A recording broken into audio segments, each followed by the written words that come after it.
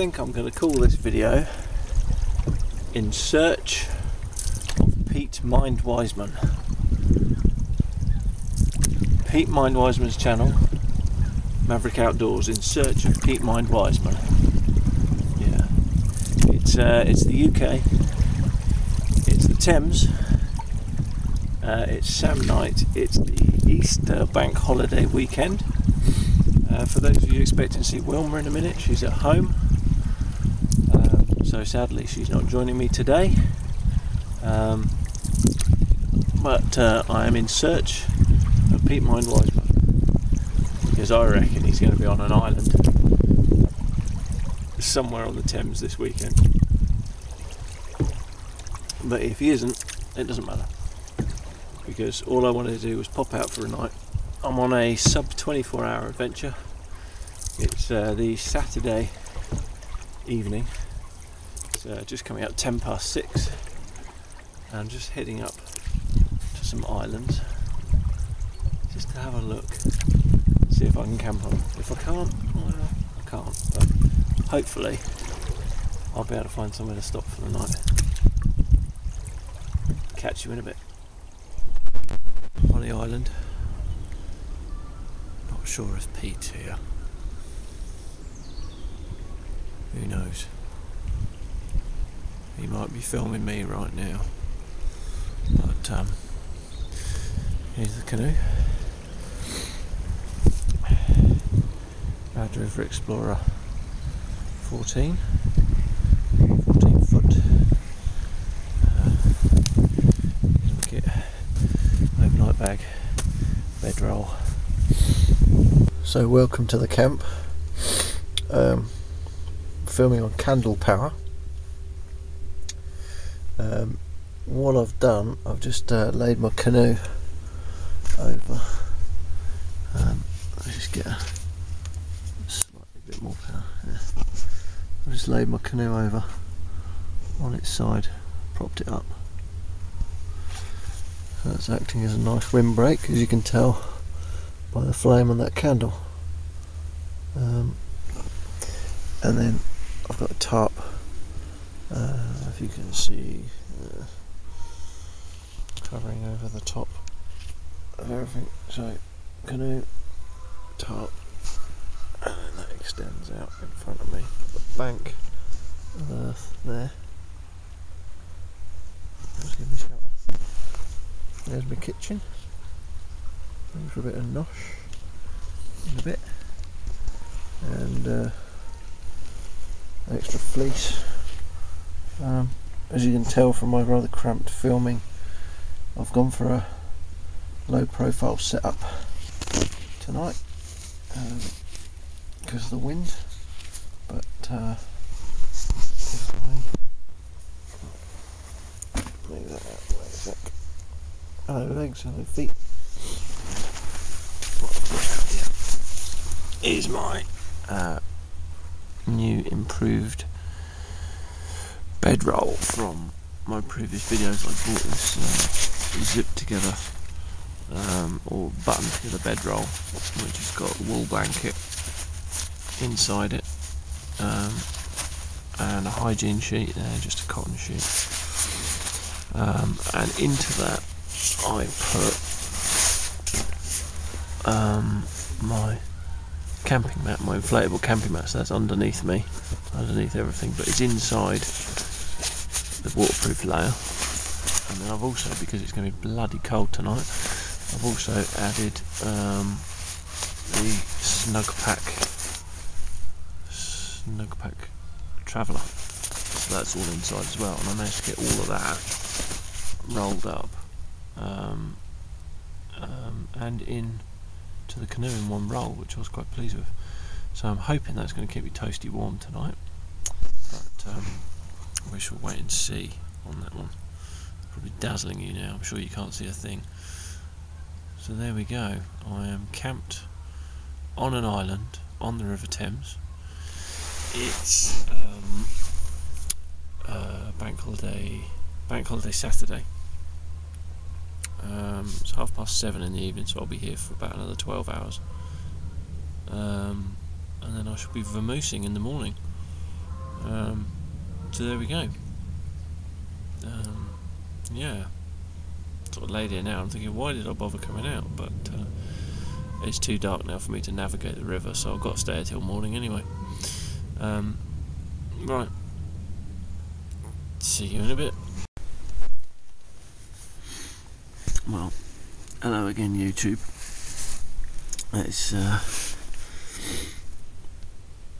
It's 20 to 9 now, 25 to 9, and about half an hour ago I had a lesson in stealth and wild camping, and a reminder that wild camping is illegal in the UK without the landowner's permission. I'd actually wandered off. I was on a different bit of the island. I'd left the candle burning away underneath the canoe, and I saw some headlights driving down towards the houses that are near the islands. Now, I'd noticed on my way in, I'd purposely paddled past the houses and had a look at them, and I had noticed that they were having there was a lot of building work happening, and so I thought, well, that's good. There's probably nobody here at the moment. They're probably just being renovated. And there was no lights on, and there was no smoke from the chimneys. So I thought, well, that's a good indication that there's nobody about.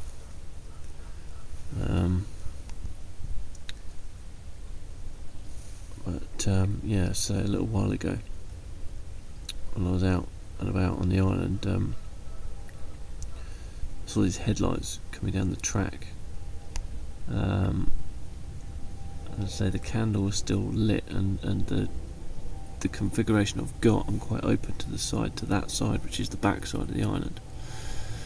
I'm down on the second of the two islands. I'm away from the houses, but as they drove down this track, which I didn't realise was there, towards the houses, they obviously saw, they must have seen the candlelight illuminating the underside of the canoe, which in the darkness of the island would have sort of stood out like a beacon, I suppose.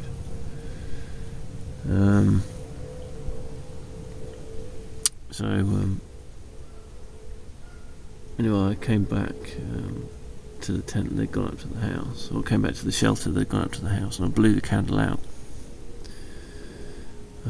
Next thing I know, they're down by the river with one of these whacking great torches, which really is super bright.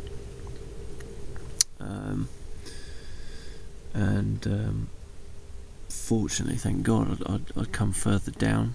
I'd camped further down rather than up near those houses, so shone this torch across to the island, and just absolutely illuminated that top island, that first one. So I just went into super stealth mode down here and just lay low, you know. And thankfully, they didn't see me. They left again, so it must have been someone just checking on the house, checking it was okay. But they left again about half an hour ago, so I've lit the candle again. But I'm actually going to go without dinner tonight. I'm not going to risk. I'm not going to risk it lighting up again. It's too risky. I'm keeping a watch out for them coming back.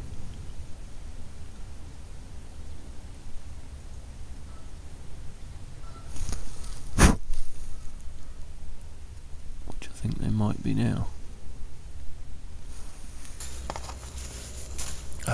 Morning, everybody. It's 5:30 Sunday morning, -3 degrees. My hand's warming that up nicely. It's minus 3.3 when I first looked at that a minute ago. But I've survived the night. So, kettle's on. This is going to have to count as my Bushcraft breakfast tag. I was tagged by 2 people actually for Bushcraft breakfast. I'm not gonna. It's taken me so long to do this video that I'm not going to tag other people, because there's already about 1 billion YouTube videos out there now of people doing Bushcraft breakfast. But yeah, so sorry about that, guys. Sorry about the delay. But this is my breakfast. It's not exactly Bushcraft, but I am out camping. If I just pan up, there's the island. There's my canoe that I've been sleeping under tonight. There's a candle which is helping to thaw me out. There's a little bit of frost on my tarp. There's the house down there that the flashlight was coming from. And there's the Thames racing past. It's got a very strong flow on that at the moment. Took me a long time to get up here. I think it's going to take me about 5 minutes to get back to where I parked the van. So, yeah. I'll show you a bit better run round camp in a minute. But I need a cup of tea in me first. It's freezing. It's still well below freezing. It's still about -2 right now. Right, this may seem a bit weird, but I'm looking for easiness for my breakfast, and although I brought sausages and bacon and stuff like that with me, I'm going to have what I was going to eat for last night's dinner. I'm going to have that for my breakfast, just because it's whack it in the pan, heat it up, job done. Got my tea brewed there, got my milk ready to go in it. So I'm going to get me my pasta on the go. So my nosh is just heating up nicely. The first cup of tea didn't touch the sides after such a cold night, so I'm going to pop another one on when I've heated this up.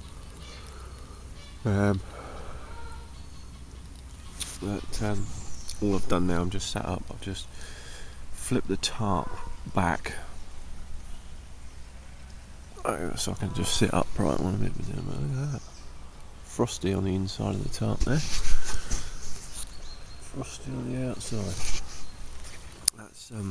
That's the coldest night I've ever camped in. I'm quite proud of myself actually, because I've only ever really camped in summer before, although it is now spring. As I've said before, it's a very cold spring, so I'm really pleased with that. Yeah, I survived the night. My sleep system, which is this Polish Army setup. Let's put it like this: I'm very glad I had the snug pack inside there as well. I wouldn't say that I was toasty, and I wasn't wearing this outer coat, but I was wearing my clothes. So I had an awful lot of layers on. I had Gore-Tex Bivi bag underneath me as well, and inside here I've got the thermarest. One thing I would say is putting the thermarest inside, whilst it was really convenient for just rolling the mat out when I got here, which was great because it was dark. The downside to that is it actually takes up quite a bit of space, and it makes the sleep system really really rigid on the bottom, and that means you can't really move about very easily. So I was quite cramped in there in the night. So in future I'll probably leave that out, keep that separate, or maybe transport it in there but then just slide it out when I get to where I'm going. But the good thing was I was never going to fall off the mat. I was always on the mat. I wasn't going to slide about. So that was good. Anyway, it's time for me to have some nosh. It was definitely cold last night because there's my full water bottle, nicely crystallised. Just about to wash it up. That's all I can get out of it. So there you go. Fortunately, the other one wasn't like that. Otherwise I'd managed to get my brew. I think the other one must have been a bit closer to me or a bit further in the shelter or something, but anyway, I'll stand that one next to the candle. It's a good job I've already eaten breakfast. So I'm just over on the other side of the island now, and that's my camp over there. Obviously upside down canoe with a tarp over it. Not exactly stealthy, but if this was summertime and there were leaves about and these plants had grown up a bit, yeah, it would probably hide quite well. But obviously I'm right on the other edge of the island there, so very visible. Some more things that happened in the night to tell you about. About 10:30, not long after I finished filming for the night, I heard these men's voices, and coming pretty quick, and suddenly, sort of like it woke me up actually, and suddenly I saw these head torches, and it was a couple of guys in a racing kayak coming down the river, and I thought, oh bloody hell, they're out late or whatever. And anyway, about 2 or 3 minutes after them, another pairing came down, and then another one, and some of them went my side of the island, some of them went the other side of the island, which is just out this way. Some of them went out there, which that's the main channel. So I'd pitched myself up on the backwater, but some of them came down there anyway. And it was obviously an organised race, and I'm just wondering if the Devizes Westminster kayak race is on this weekend. It's entirely possible that it is, but anyway, there were solo kayakers and doubles coming past from, as I say, from about 10:30 till about 3 o'clock in the morning. Although my brain might be a bit fuddled by that because I kept falling asleep and waking up, and but the security people for the houses, as I mentioned, I saw them. They came through. Again, they came at 4 o'clock this morning. So I heard when they drive over a cattle grid, it's a great warning sign. When they drive over a cattle grid, it bangs and wakes you up. So I knew they were there. So I just obviously I laid low anyway. But it was so cold at 4 o'clock in the morning. They didn't hang around for long. They were only about for 5 minutes, I think, and then they drove off again. So it's obviously a hired security firm.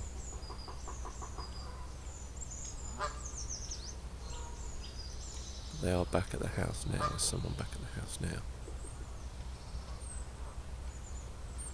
So I've got to get going fairly soon.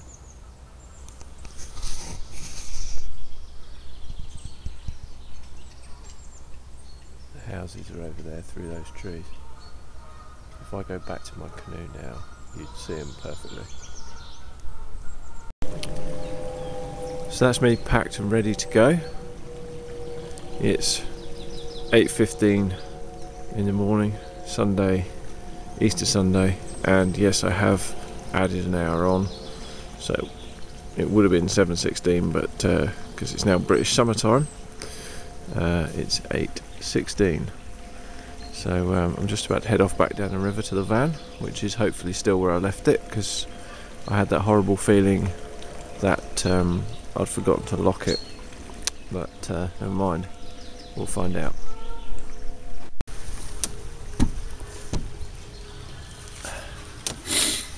So I'm back on the water, and I've just had another 2 guys go past in a kayak, and they've just confirmed, yeah, it is the Devizes to Westminster race this weekend. So that's what all the traffic was in the night. So that's quite exciting to have seen that. They're in it. They're obviously quite a long way behind, but just before they came into view, I heard one of them say to his mate, he said, "Oh, this would have been a nightmare in the dark last night." And I'm quite glad, because I was feeling bad. I was quite glad he said that, because I was feeling bad that obviously I didn't feel comfortable navigating in the dark, and these guys were shooting past at, God knows what sort of speed they were doing. That sort of made me feel a bit rubbish, but obviously, they're in the race. They're seasoned paddlers. You've got to know what you're doing to be in that race. And even they said, they're glad they weren't doing it in the dark. But they're the first ones I've seen this morning. There might be some more. But we're on the water. So let's head on into the stream.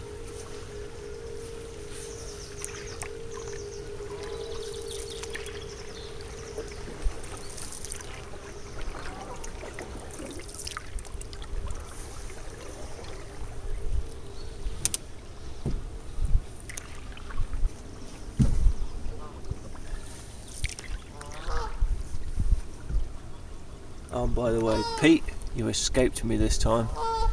I'll find you another time, buddy.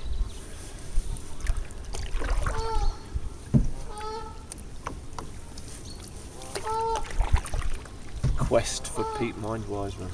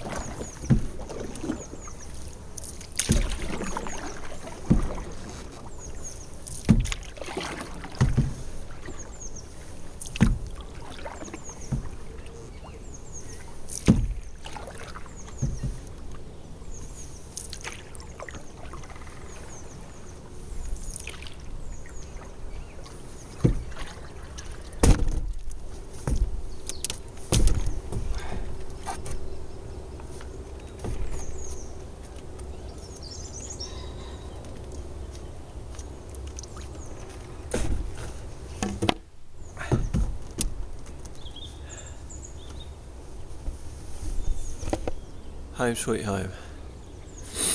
Thanks for coming on the trip. Catch you again soon.